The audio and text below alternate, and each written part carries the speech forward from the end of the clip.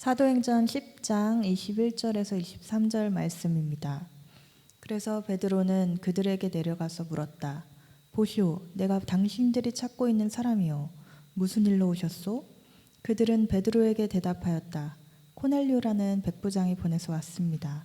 그는 의로운 사람이요 하나님을 두려워하는 사람입니다. 그는 온 유대 백성에게 존경을 받고 있습니다. 그는 사람을 보내어 당신을 집으로 모셔다가 말씀을 들으라는 지시를 거룩한 천사에게서 받았습니다. 베드로는 그들을 불러들여서 묻게 하였다. 이튿날 베드로는 일어나서 그들과 함께 떠나는데 욥바에 있는 신도 몇 사람도 그와 함께 갔다. 아멘. 아멘. 하나님 말씀이었습니다. 네, 우리 계속해서 사도행전 보고 있는데 오늘 말씀은 특별히 부탁드리는 건 여러분들이 잘 들어주시면 좋을 것 같습니다. 네, 중요한 말씀입니다. 제가 오늘 여러분에게 복음에 대해서 말씀드리려고 합니다. 제가 물론 그래도 나름대로 설교 때 복음에 대해서 많이 하려고 애를 쓰고 많이 한다라고 생각하지만 또 이 복음에 대한 본질적인 이야기를 많이 못할 때가 많이 있습니다. 제가 교회를 개척하면서 교회 이름 짓는데 굉장히 오래 시간이 걸렸거든요.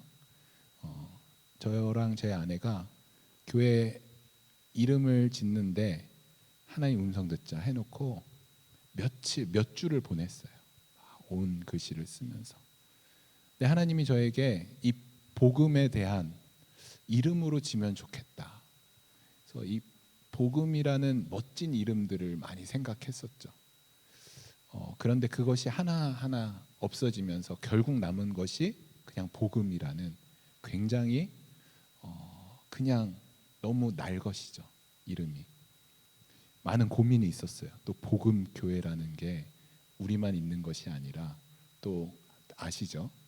우리 교회가 오해받을 수 있는 그런 이름이기 때문에 많은 고민을 했지만 제 안에 하나님께서 주신 말씀은 이 날 것인 복음이 진짜 이 땅을 살릴 수 있다. 교회에서 이 복음이 전파돼야 된다라는 그 말씀을 저에게 주셨어요. 그래서 제가 그 말씀을 품고 되게 많이 반대하셨거든요. 주위에 있는 분들이 복음교회 너무 세다. 너무 좀 세련되지 않았다. 그런데 그냥 했습니다. 복음교회라고. 그만큼 이 복음에 대한 열정이 참 많이 있어요. 저에게. 저는 우리 교회가 이 복음이 진짜 뭔지 알고 이 복음의 삶을 살아가는 그런 저와 우리 교회가 되면 좋겠다라는 생각을 하게 됩니다. 오늘 말씀에서 고넬료가 베드로에게 사람을 보내요. 욥바라는 곳으로 사람을 보내서 베드로를 좀 불러와라 이렇게 이야기를 합니다. 고넬료가 베드로에게 왜 사람을 보냈는지 그 이유가 나와요. 22절에요. 고넬료라고 하는 백부장이 보내서 왔습니다. 그는 의로운 사람이요 하나님을 두려워하는 사람입니다. 그는 온 유대 백성에게 존경을 받고 있습니다. 그는 사람을 보내어 당신을, 베드로죠, 당신을 집으로 모셔다가 뭐 하라고? 말씀을 들으라는 지시를 거룩한 천사에게 받았습니다. 그러니까 고넬료가 베드로를 청한 이유는 베드로에게 말씀을 듣기 위해서 베드로를 지금 불러오라는 거예요. 베드로, 당신에게 말씀을 듣고 싶습니다. 이 말인 거죠. 여러분, 고넬료가 베드로를 부른 이유는 말씀을 듣기 위해서예요. 베드로가 뭐 어떤 그 낚시 잘하는 법, 어부로 성공하는 법 이런 거 들으려고 하는 게 아니죠. 고넬료가 베드로를 청한 이유는 그 베드로가 어떻게 하면 성공하는지, 어떻게 하면 건강하게 사는지 그거 듣기 위해서 지금 고넬료가 베드로를 청한 것이 아니에요. 말씀을 듣기 위해서. 이 말씀은 어떤 말씀이냐면 헬라어로 레마예요. 레마. 말씀, 레마. 레마는 사람의 말이 아니라 살아있는 하나님의 말씀이다라는 거예요. 살아있는 하나님의 말씀. 고넬료가 베드로를 부른 이유는 살아있는 하나님의 말씀을 듣기 위해서 베드로를 불렀다라는 것이에요. 레마를 듣기 위해서. 베드로의 개인적인 이야기를 듣고 싶어서가 아니라 하나님의 말씀을 듣기 위해서. 여러분, 예수님이 40일 금식을 한 뒤에 사단이 시험을 해요, 예수님에게. 그런데 그 첫 번째 시험을 예수님이 어떤 말씀으로 이겨내시냐면, 예수님한테 사탄이 이렇게 해요. 야, 네가 정말 하나님의 아들이라면 저 돌을 떡으로 만들어서 내 배고픔을 채워봐. 이런 시험을 해요. 저 같다면, 제가 예수님이라면 저기 큰 신의 산이든 산이 있을 거 아니에요. 그걸 떡으로 만들어서 사단을 찐빵 만들고 폐 없앤 다음에 그 떡을 그냥 먹었을 것 같아요. 어디서 입방정을 이러고. 예수님 그러시지 않았어요. 예수님이 이렇게 말씀하셔요. 마태복음 4장 4절의 말씀. 예수께서 대답하셨다. 성경에 기록되기를 사람이 빵으로만 살 것이 아니라 하나님의 입에서 나오는 모든 말씀으로 살 것이다. 여러분, 예수님이 이렇게 말씀하신 건 무슨 이유냐면, 여러분 떡을 먹으면 영원히, 여러분 밥 먹으면 영원히 배고프지 않나요? 아니요. 몇 시간 뒤면 또 배고파요. 여러분, 밥을 먹으면 영원히 살 수 있나요? 아니요. 밥을 먹으면 우리는 오늘 밥 먹고 내일 밥 먹으면 죽음에 더 가까워져요. 육신의 배고픔은 밥으로 잠깐 채워지는 거예요. 그것으로 우리를 채울 수 없어요. 영원한 삶을 주지 못해요. 그런데 하나님의 말씀만이 우리에게 영원한 생명을 주신다. 우리를 완벽하게 채울 수 있다라는 주님의 말씀인 것이죠. 그렇다면 이 생명을 누리는 하나님의 말씀, 이게 뭔가요? 생명을 누리게 하는 이 하나님의 말씀이 무엇인가? 우리가 지난주에 제가 말씀드렸죠. 고넬료는 이미 하나님을 경외하는 사람이에요. 하나님을 알던 사람이에요. 여러분, 이방인이지만 하루에 3번 기도를 하던 사람이에요. 아침, 저녁, 제사 시간에 9시, 12시, 3시에 기도하던 사람이에요. 여러분, 이 정도 기도하면 구약 성경은 완벽했겠죠. 구약 성경을 아는 사람이기 때문에 이렇게 기도하던 사람이에요. 하나님을 알기 때문에 하나님을 두려워하고 하나님을 믿던 사람이에요. 그런데 하나님이 베드로를 보내세요. 고넬료에게 말씀을 알려주시려고. 아니, 구약 성경에 있는 모든 내용을 고넬료가 다 알고 있는데, 이미 그것을 지키며 살아가고 있는데 무슨 말씀을 더 하시려고 하나님이 베드로를 고넬료에게 보내시느냐라는 것이죠. 여러분, 오순절에 성령의 강한 역사가 일어나게 돼요. 그리고 그 마가의 다락방에서 함께 기도하던 그 성도들에게 성령이 임하게 돼요. 성령이 임하신 것을 이들이 처음 경험하는 거예요. 막 방언이 나오고 그 성령의 역사를 보는데, 야, 이게 도대체 뭐야? 이게 도대체 어떤 거야? 야, 우리 이거 너무 이상한 거 아니야? 다 막 어리둥절하고 있었어요. 그때 베드로가 번쩍 일어나요. 그리고 요에서 말씀을 가지고 성령이 너에게 임하신 것이다 설교를 해요. 그랬더니 그 베드로의 설교를 듣던 그 많은 사람들이 베드로 앞에 나와 이렇게 얘기해요. 우리가 어떻게 해야 됩니까? 우리가 어떻게 해야 됩니까? 죄의 심각성을 깨닫게 되는 거예요. 죄에 대해서 깨닫게 되는 거예요. 야, 이제 우리 어떻게 해야 돼? 야, 이 죄의 무게가 너무 큰데, 내가 이렇게 큰 죄인인데 베드로 사도님, 내가 이제 어떻게 해야 됩니까? 라고 그들이 베드로에게 나와서 묻는 거예요. 여러분, 그런 사람들에게 베드로가 회개를 외치죠. 여러분, 이것이 사도들의 가르침이에요. 하나님께서 베드로를 고넬료에게 보내신 이유인 것이죠. 여전히 고넬료는 구약에 머물고 있었어요. 죄에 대해서 유일한 해결책이 제사라고 알고 있었어요.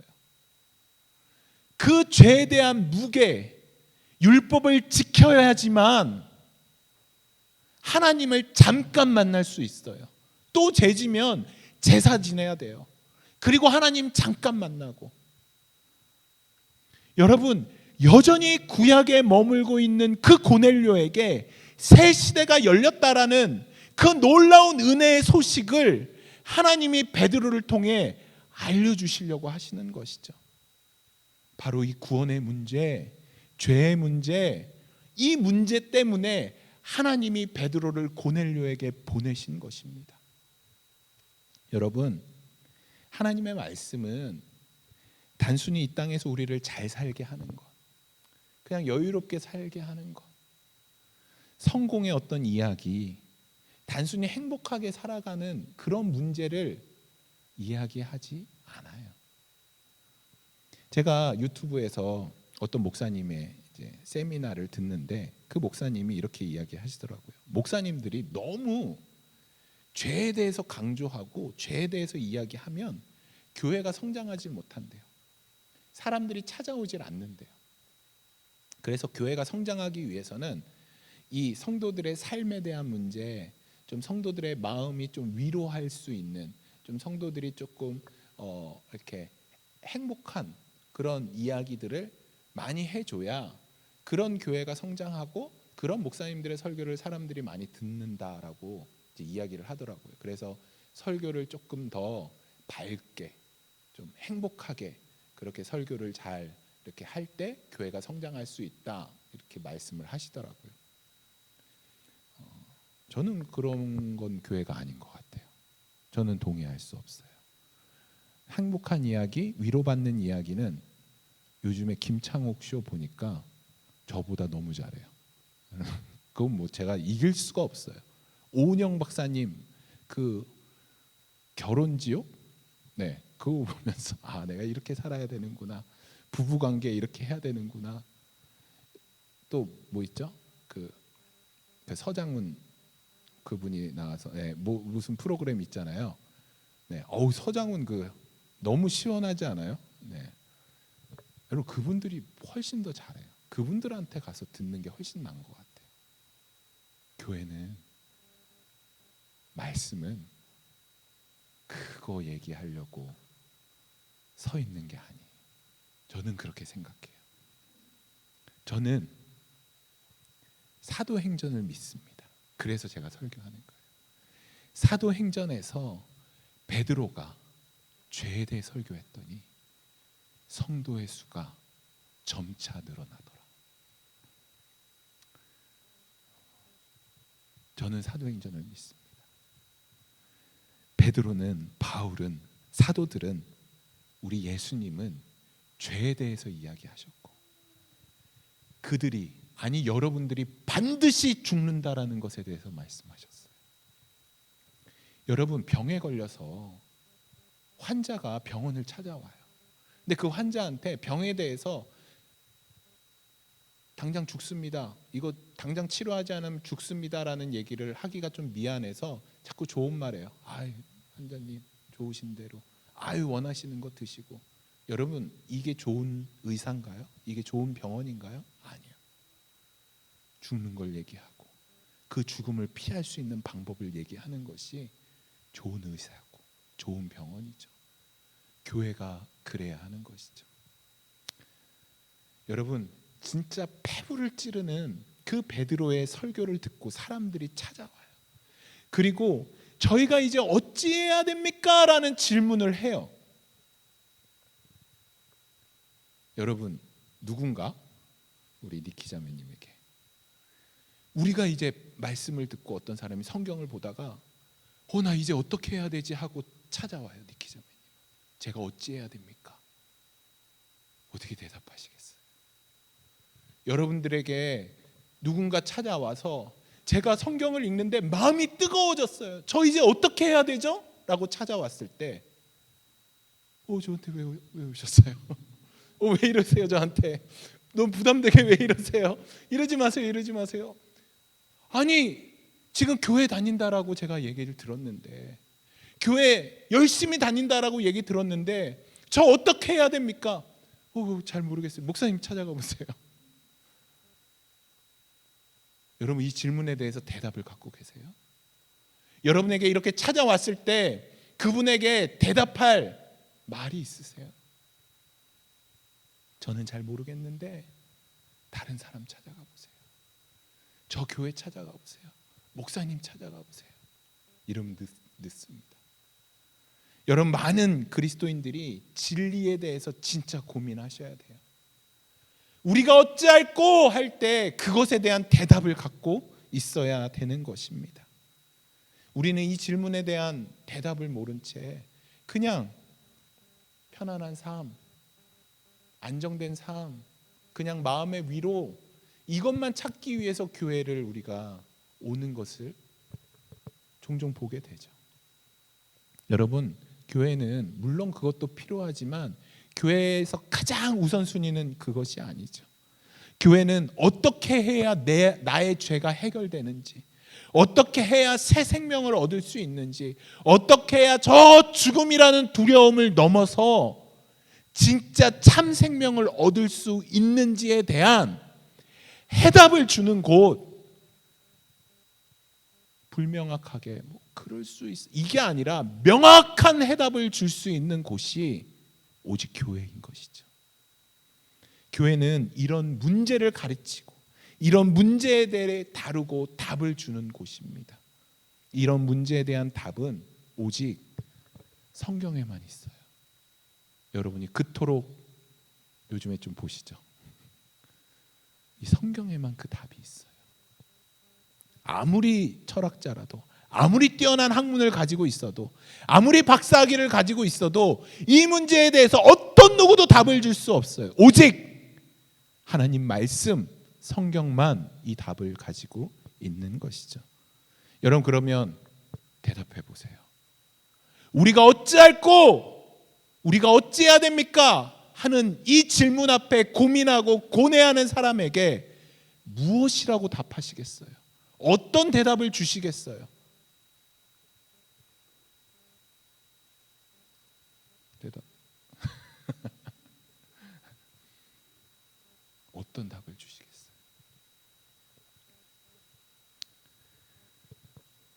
열심히 예배드리고, 열심히 헌금하고, 열심히 새벽 예배 나오고 하면 해결됩니다 라고 이야기하시겠어요? 실제 그렇게 대답하시는 분을 들어봤어요. 열심히 교회 나오세요. 열심히 성가대 하세요. 열심히 찬양단 섬기세요. 그러면 됩니다. 그게 답이 아니죠. 그게 답이 아니죠. 그것은 구약에만 머물고 있는 답이에요. 구약에만 머물고 있는 답이에요. 열심히 기도하세요. 열심히 말씀 보세요. 열심히 무언가 하세요라는 것은 구약에만 머물고 있는 답이에요. 우리는 여전히 그 구약에만 머물고 있는 답을 우리가 어찌해야 됩니까 하는 사람들에게 그게 답이라고 알려주고 있는 것이죠. 제가 이 답을 말씀으로 하겠습니다. 고린도전서 15장 1절에서 7절.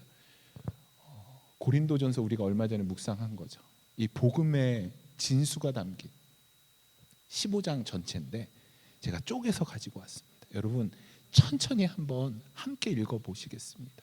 형제자매 여러분, 내가 여러분에게 전한 복음을 일깨워 드립니다. 바울이 전한 복음을 일깨워 준대요. 여러분은 그 복음을 전해 받았으며 또 그 안에 서 있습니다. 내가 여러분에게 복음을 전해드린 말씀을 헛되이 믿지 않고 그것을 굳게 잡고 있으면 그 복음을 통하여 여러분도 구원을 얻을 수 있습니다. 여러분, 그 복음의 말씀을 굳게 잡고 있으면 그 복음을 통해서 구원을 얻게 된대요.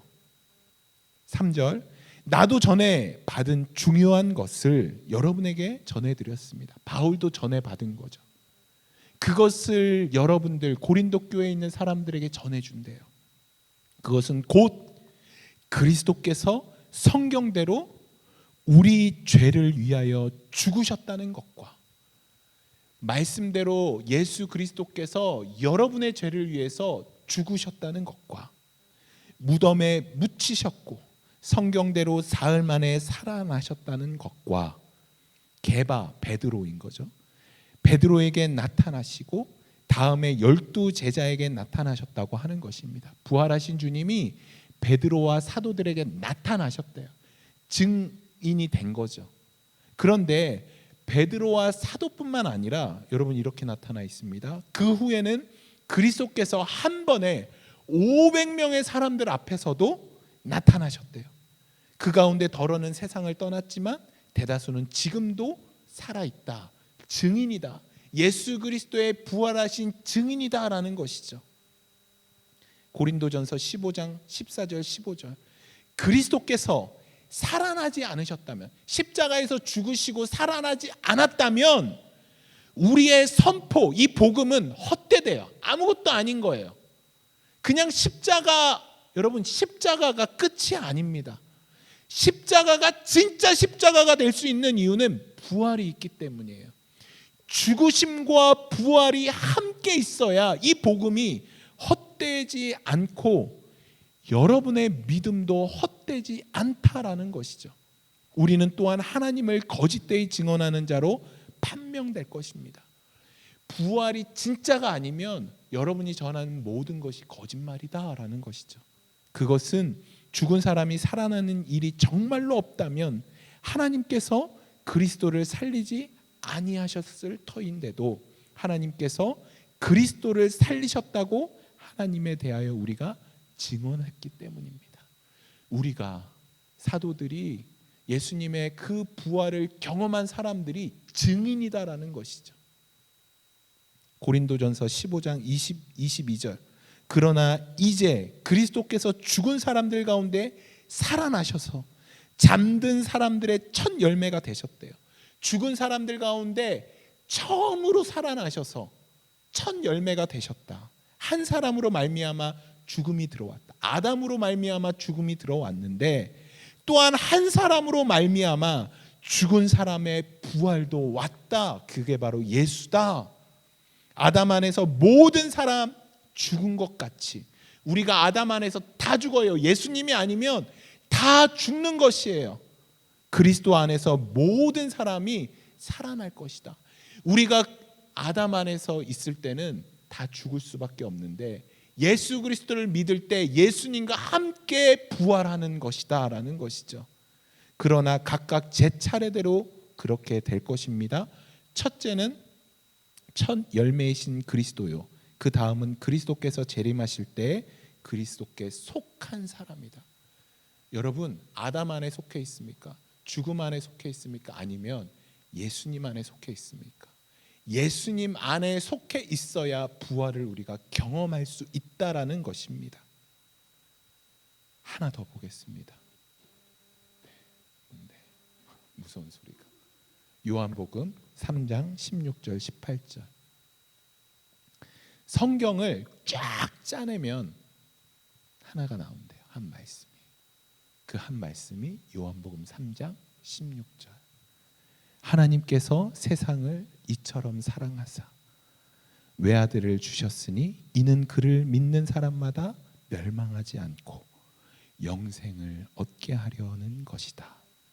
하나님께서 아들을 세상에 보내신 것은 세상을 심판하려고 하는 것이 아니라 아들을 통하여 세상을 구원하려고 하시는 것이다. 아들을 믿는 사람은 심판을 받지 않는다. 여러분 속지 마세요. 누가 우리에게 심판받는다고 하는 것 속지 마세요. 우리는 심판받지 않습니다. 우리는 상급받는 사람들이에요. 심판받지 않아요. 우리는 여러분들의 죄가 기록되지 않아요. 안 믿으시죠? 기록되지 않아요. 여러분은 죄가 없어요. 생명책에 기록돼요. 심판받지 않습니다.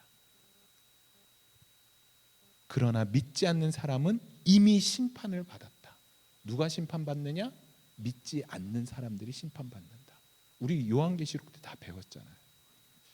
그것은 하나님의 독생자의 이름을 믿지 않기 때문이다. 여러분 아멘이신가요? 우리 화끈하게 한번 아멘 한번 해볼까요? 아멘, 아멘. 여러분 예수님을 믿는 사람은 심판이 없대요. 생명책에 기록되어서 영원한 삶을 살 수 있대요. 아멘이시죠? 더 이상 제사를 드릴 필요도, 더 이상 죄 때문에 고민할 필요도, 더 이상 죽음이라는 공포 가운데 떨지 않아도 된대요. 왜냐하면 죽음은 순간이에요. 0.0001초예요. 여러분이 숨을 멎는 그 순간 눈 깜짝하고 뜨면 우리 앞에 누가 계시냐면 살아계신 예수 그리스도를 만나는 날이에요. 죽음을 두려워할 필요가 없어요.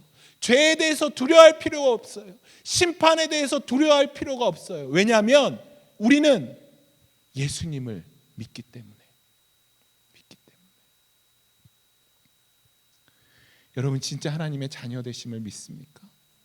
여러분 진짜 하나님의 자녀됨을, 하나님의 백성됨을 믿습니까?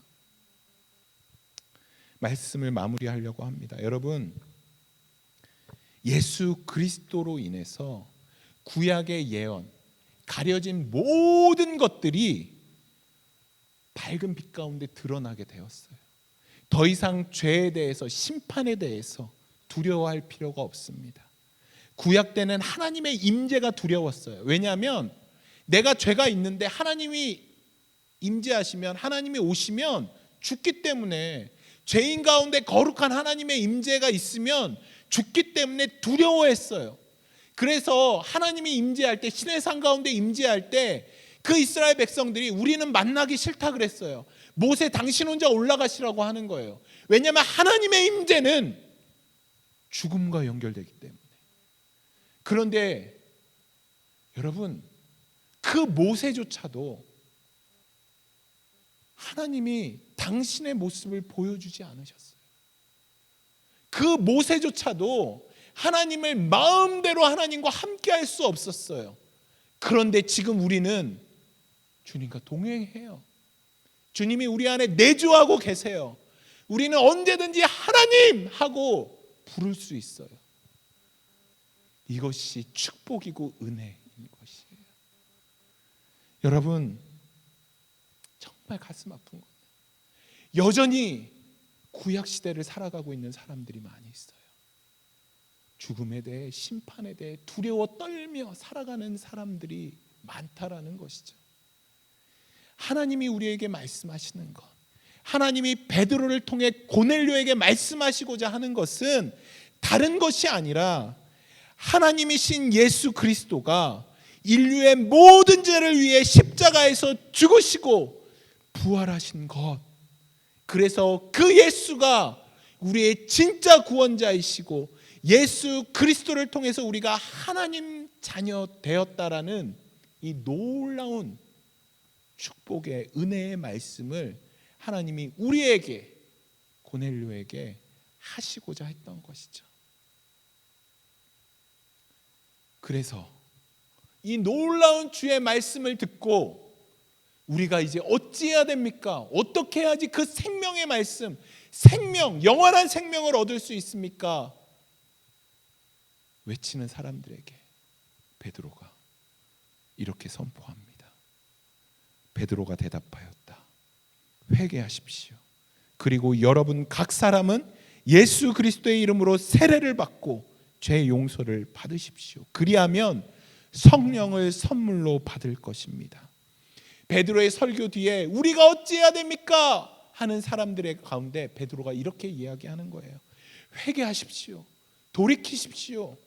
여러분 이 회개, 이 돌이킴은 그냥 저 거짓말한 거, 저 뭐 누구 돈 삥땅 친 거, 이런 거가 아니라 당신의 삶 가운데 지금까지 우상이 있던 것, 당신이 주인되었던 것, 돈이 주인되었던 것, 세상의 권력이 주인되었던 것 내려놓고 여러분 삶 가운데 그 부활하신 주님이 친히 내주하셔서 주인 되시는 삶, 이걸 회개하라는 거예요. 이걸 돌이키라는 거예요. 그리할 때 성령이 우리에게 내주하시고 함께하신 성령의 임재함을 우리가 경험하게 된다라는 것이죠.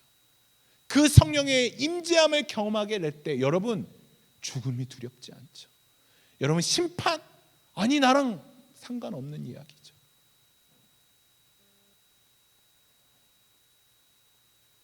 여러분 혹시 이 복음의 메시지에 대해서 우리가 어찌해야 됩니까? 누군가 여러분들에게 질문할 때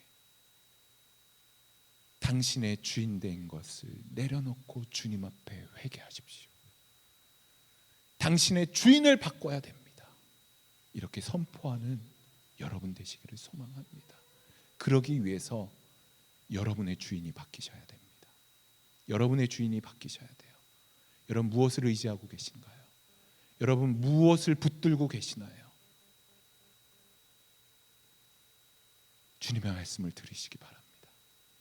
여러분이 붙들고 있는 것 내려놓고 예수 그리스도를 붙드시기를 소망합니다. 주인 되는 것을 바꾸시기를 소망합니다. 기도하세요.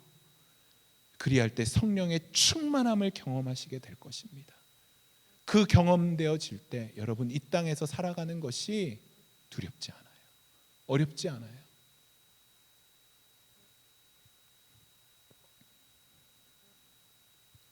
여러분 진짜 죄송합니다.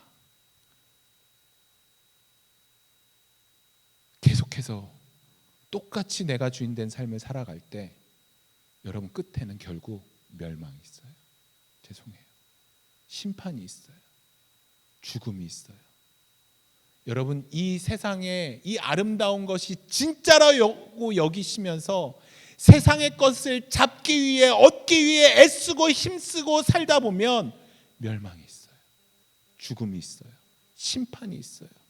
그래서 저 뜨거운 불 속에서 이를 갈미 있다. 여러분 나중 가서 후회하시겠어요. 그래서 전도서 12장 1절에서 이렇게 말씀하고 있습니다. 젊을 때 너의 창조자를 기억하여라. 고생스러운 날들이 오고 사는 것이 즐겁지 않다고 할 나이가 되기 전에. 여러분 이사야서 40장 8절에서 푸른 마르고 꽃은 시드나 우리 하나님의 말씀은 영원히 서 있다. 여러분 나중에 후회하기 전에 여러분 능력 있을 때 지금 주님이 말씀하시는 거예요. 창조주를 기억하여라. 주님을 기억하시기를 소망합니다. 말씀을 들으시기를 소망합니다. 그 주님의 성령과 함께하는, 그래서 세상이 전부라고 여겨지는 인생이 아니라 예수님을 기억하고 주인을 바꾸는 그런 저와 여러분 되시기를 간절히 소망합니다. 우리 이 시간 기도하실까요? 여러분 삶 가운데 주인이 누구신가요? 주인이 누구신가요? 주님이신가요?